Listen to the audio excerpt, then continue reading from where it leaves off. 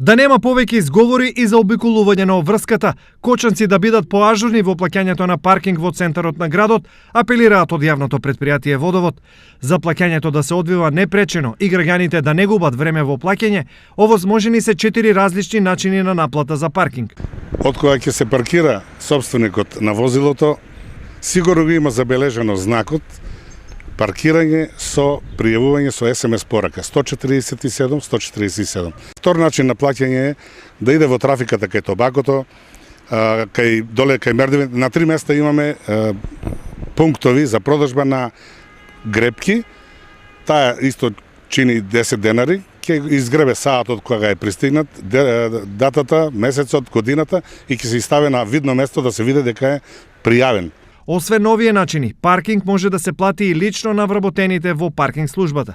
Трет начин на плаќање веќе ако го виде дечкото, ево ти 10 денари за 1 саат, 20 денари за 2 саата и така натаму, ако е веќе присутен дечкото. И четвртиот начин е излегуваме во пресрет на граѓаните, односно на жителите на улица Маршал Тито и Димитар Влахов, дека може да платат со месечни винетки, односно месечни карти.